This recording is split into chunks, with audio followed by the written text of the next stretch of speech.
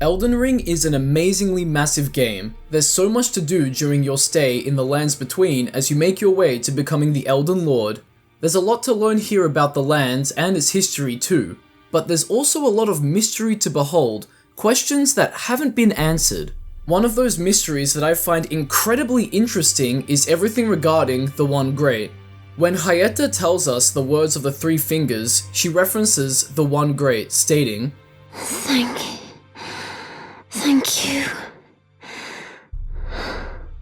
I have touched them. The words of the Three Fingers. As your maiden, allow me to divine them. All that there is came from the One Great. Then came fractures, and births, and souls. But the Greater Will made a mistake. Torment, despair, affliction, every sin, every curse, every one born of the mistake.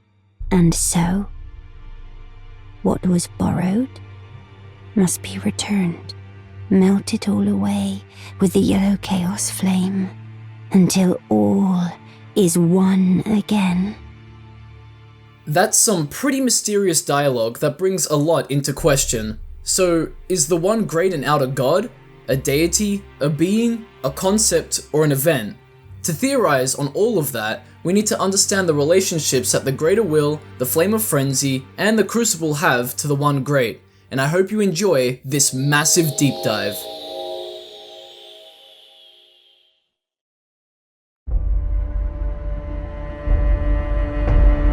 Let's start off at the Greater Will. This thing is never referenced to be a god of any kind, so we can assume it's some sort of celestial being or being present beyond the lands between. Despite all of that though, it does seem pretty godly. This entity also has the most power and influence over the lands in its current state, which if you've played the game and or have a basic understanding of its story, you can see why. Firstly, the Greater Will sent down the Elden Beast, which manifests into the Elden Ring. Any vessel that houses the Elden Ring is considered a god, and any consort it takes on is considered to be the Elden Lord. Queen Marika did become a god as the vessel for the Elden Ring and had a consort, Godfrey. We know what happens from here. Marika had demigod kin with multiple fathers. Everything escalated during the Night of the Black Knives, where Godwyn, Marika's firstborn, was murdered by Black Knife assassins at the same time Rani shed her soul from her Imperium flesh. Godwyn's soul was slain while Rani's body was slain, and shortly after, Marika shattered the Elden Ring and a massive demigod war broke out, dividing the lands. Whether or not that's because she lost her most loved son, wanted to shatter the Greater Will's connection to the land, or whatnot is up for debate, but that loosely brings us to where we start the game, as a nobody tarnished called by the lost grace of the Erdtree to become the Elden Lord. The Greater Will also manifested the Two Fingers. These guide the demigods towards their destiny under the Greater Will. Only one of these can be found alive in the game, and that's the one in the Round Table Hold who sort of helps guide us until we go against the grain through Enya, a finger reader. Rani is shown to have slain her two fingers to break away from the destiny that she was being forced into. A lot of this also relates to how the stars affect the fates of people, and how Radahn was holding back the stars to skew that fate, etc. And as we can see, the two fingers here aren't exactly in the best looking state, which could imply that the Greater Will's power or influence is weakening, that it's getting weaker or older as time goes by. It's hard to say. We can also find the deceased two fingers that were assigned to each demigod, which hold the powers of their great runes, and they also allocate a shadow to Imperium candidates who are destined to inherit the Elden Ring. Marika had Malekith and Rani had Blythe. So the two fingers clearly have a lot of power. Speaking of power, the Golden Order. When we reach the lands between, it's clear that the Greater Will's influence over the lands can be seen everywhere. However, the lands are in shambles and the order people work for, the Golden Order, is weaker than ever. I mean, after the Elden Ring was shattered, the Greater Will peaced out, and for all we know, no one was going around radically spreading the name of the Golden Order anymore, just like Marika once did through her wars. Marika's warriors, guided by the grace of the Erdtree, would die in battle and be revived through the tree to go and fight again. That's why we, as the player, are revived through the Erdtree when we die. But unfortunately, not everyone can be seen in a good light by the Erdtree and the Greater Will. Certain races and beliefs that don't align with the Golden Order have been enslaved, made to fear, or shunned to the caves underground where they sit there, not interacting with the Erd Tree, and the Erd Tree not interacting with them. How sad for Morgoth. Torment, despair, their affliction, every sin, every curse, and melt it all away. Now that was all fairly straightforward, but here's where things get a bit more convoluted. The Three Fingers and the Frenzied Flame. Is the flame an outer god, or is it a product of an outer god? I think that the flame is a byproduct of an outer god, just as the Elden Beast is a creation of the Greater Will. So for convenience sake, I'll be referring to that outer god as the Greater Relinquish, and for reasons I'll get to soon. But let's start at the Three Fingers. We only ever see one, and we don't know a lot about it. It can be found at the very bottom of the subterranean shunning grounds, the very, very bottom. Once you take off all of your armor, you can proceed through this door here for the Three Fingers to singe you with the Frenzied Flame, imbuing you with it so that you can become the Lord of Frenzied Flame. As stated at the start of the video, it also communes with Hayeta to give her information as our new maiden, to pass on to us.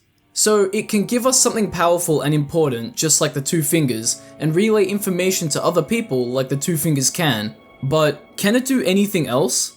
I mean, it might have something to do with the Frenzy Flaming Tower, specifically the giant yellow flame part of it, but who knows.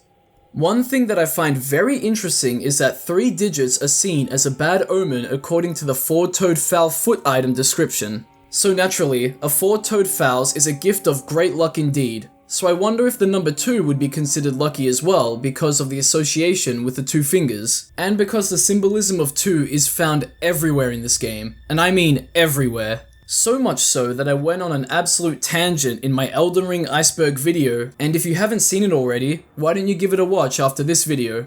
Anyway, back to the topic at hand, the number 2, plus 1, number 3, the Great Caravan. This group of merchants that we see remnants of in the game is where it all started. These are the nomadic merchants of the caravan.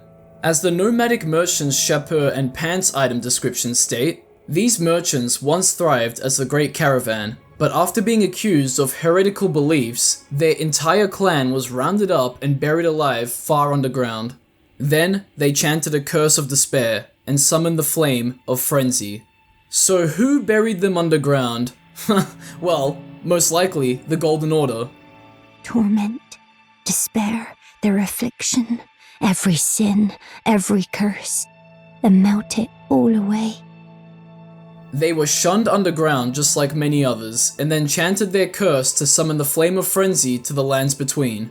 And hey, as the Lord of Frenzied Flame, you can melt all of their torment away. But not without help you can't. I already touched on Hayeta, but I didn't talk about Shabriri. He encourages you to seek out the yellow chaos flame and burn down the Erd Tree so that Melina doesn't have to sacrifice herself. Ho ho, that silver-tongued devil. He also encourages the player to burn the Erd Tree and let chaos take the world. Cool? And according to the Howl of Shabriri item description, Shabriri is credited with starting the sickness of the Flame of Frenzy. Interesting. Does that mean he was the first to commune, but the Great Caravan were the ones who brought it to the lands between? Possibly. He can also be summoned at the Godfrey fight, assuming that you've met with the Three Fingers and not used Miquella's needle. So then, could it all stem from an outer god? The Greater Relinquish? Something that brings frenzy to creatures to get them to relinquish their lives and pains associated with it, to melt it all away? Now here's one more point that I find very interesting. If you haven't noticed, Hayeta and Shabriri look familiar. Irina is murdered, she comes back as Hayeta. Bloodyfinger Hunter Yura is murdered, he comes back as Shabriri. But how does that happen? I went through this in my Elden Ring iceberg video, but let me give a crack at it again with my newly developed theories and speculations. We know that someone's body and someone's soul can be separated from each other and one can die while the other lives on. Naturally, we have Rani, Godwyn, and Selen for reference, and I think the exact same thing is happening here. So with that logic, Irina died, and her body was used as a vessel for Hayeta. Yura died, his body was used as a vessel for Shabriri. I theorize that it's similar to how we continue to revive, or even a hijacking of this process, since their souls were traded out for the newcomers. Shibriri is smooth with his language until he starts going wild with what he says, so he could have convinced Yura to give him his body. What could he have said? Maybe he claimed that he could slay Yura's foes. But what about Irina and Hayata? Looking at how she's dressed, Irina might have wanted to become a maiden, so Hayata could have promised that it would come true under her. Either way, it's all very mysterious. But what we can conclude is that the 2 and 3 fingers are similar in the way that they can bestow tools to their helpers and guide them. But their goals are very different, and so are the specific things they offer the player. We have one side, Order, that wants to rule over the lands, harshly judge groups of people, and isolate those whose beliefs go against the Order. It sounds like a whole lot of fractures to me. The other side may not want to rule over the lands because there'll be nothing to rule over. All of that pain and torment from being judged will be gone, and those isolated won't need to be anymore. All will return to one, the One Great. Well, at least, that's what looks like is being implied in this ending. This is a theory video after all, and we don't know a lot about the One Great. All we know is that it existed, and then fractures, births, souls, yada yada, came after it. So here's where we can split off into 2 paths with this theory. The One Great was a primordial soup formed during the early stages of the world, or the One Great was an outer god or being that split apart into other outer gods. Let's start at the first theory, soup. The primordial soup is the concept of a solution rich in organic compounds in the primitive oceans of the earth from which life is thought to have originated. In Elden Ring's case, it might not be an ocean, but still a big soup. And burning everything to the ground may bring us back to that soup, the One Great. It's strange, going down this path sounds equally insane and relinquishing. Frenzy seems to be a bit manic-inducing, almost like it'll put you into a state of wanting to melt away and for it to stop. I mean, look at the Great Caravan down here. Think about how much pain we gave Hayata throughout her questline. It's twisted, sadistic, agonizing, but it'll lead to a relinquishing process and we'll get back to where we started. Soup. It's kind of ironic considering that the Greater Will is described as creating pain for everyone, but then a different pain happens under the flame to get to a different resolution. But what if the One Great was instead just an outer god that fractured itself, specifically into the Greater Will and the Greater Relinquish? If this was the case, then what could have caused the split? And I mean, would the One Great have had a 5 fingers? They're interesting questions to ponder. The 2 fingers and the 3 fingers have very opposite philosophies, so combine them together and you get something absolute? I talked about this in my Elden Ring iceberg video too, but basically, Garden of Eyes on YouTube reconstructed this cut ending using remnants of the files found through data mining. Here, take a look for yourself. The fallen leaves tell a story of how a tarnished became Elden Lord. Our seed will look back upon us and recall the Age Absolute.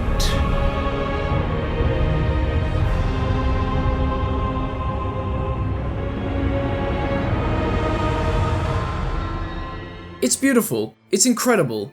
Could the Age Absolute have brought the One Great back without having to burn everything to the ground? Without this need to reset, but brought it back in this current form, with the Erd Tree burning down and every creature in the land living in unison. It's interesting to think about. But that brings us to the Crucible, the ruling force that would eventually be shunned underground by the Golden Order. A crucible is an alchemical term defined as a melting pot for metals involved in the purification process. So did we have a melting pot of life here, or a primordial mixing pot? After all, the aspects of the Crucible are manifestations of the Erd Tree's primal vital energies. All life was once blended together. Could this be referencing the One Great? Whatever it is, it was seen as something divine in ancient times but is now increasingly disdained as an impurity as civilization has advanced. At least, according to the Crucible Not Talisman item description. That would also explain the Golden Order's takeover. And you know, Godfrey was the one who led the Crucible and he had 16 Crucible Knights. He was also known as the first Elden Lord as he served under Marika, but this is the first Elden Lord under the Greater Will since we find out that Dragon Lord Placidusa was an Elden Lord before the age of the Erd Tree. So then, would the One Great and Primordial Soup fit in during the Crucible's time or the time of the Dragon Lord? The word fractures really stuck out to me during Hayata's dialogue, so could the Elden Ring itself have been fractured along with whatever else? I mean, check out this massive Elden Ring in Malekith's arena. It's huge compared to the Elden Ring we know. The further out it spreads, the more messier it gets, and it even looks to be sprouting roots of some kind. So clearly, something's been taken away from the Crucible times or even from more ancient times. Could any of these times have occurred during the One Great's existence? It's so hard to say with the little evidence we do have, but it's always great to theorize and think about. Things clearly piece together, but we're not really sure how. So where does that leave us? Well, like I said before, theories. Lots of theories and speculations surrounding the One Great. Whatever it is, existed in a time we're uncertain of, and the Greater Will may have hijacked its rule and its principles with its own. If there is a soup, this advanced the soup into something it might never have wanted to be under the One Great. For all we know, the soup might be the One Great, and it might have fractured into different outer gods. But what we do know is that melting away the world through using the Flame of Frenzy may get us back to the One Great, and the Golden Order doesn't want that. I didn't want to mention it until now, but Melina will want to hunt you down for burning the world. Because, you know, look at the Erd Tree. No more order, no more Greater Will? Or could it be entirely terrible to bring back the One Great or an era similar to its? What about the rest of the lands? We only ever see the surface of the lands burned to the ground, not anything underground. So could it bring back the Crucible or the reign of anything else ancient? Regressing things rather than progressing them. Now there's a few more points I could have brought up, like the relations the fingers have to the actual meaning of each finger on the hand, or any alchemical compounds that may relate to the Crucible, but it didn't feel needed. This was because I couldn't make any solid connections, unless I'm missing something. Also, as of making this video, Elden Ring DLC was announced and maybe we'll get some answers there. Judging by this image and the limited info that we have, the DLC might have something to do with the creatures and areas the Erd Tree overshadowed, and definitely something to do with Marika or Miquella, considering that this person here is probably one of them. Something about spirits perhaps as well, but who knows, we might get something related to the One Great. So obviously, I like to see that in the DLC, and the game has so many mysteries to behold, so I'd hope that some of them will be answered or clarified. But what about you? What would you like to see in the DLC? Comment it down below, and as always, here's a massive thank you to my patrons. You guys are absolute legends, and your support is greatly appreciated. And with all of that being said, thanks for watching, like, subscribe, and comment if you enjoyed the video. I'll have my Elden Ring Iceberg video linked in the description if you want to check that out or watch it again. I'll have my socials linked down there too, and I'll catch ya in the next one.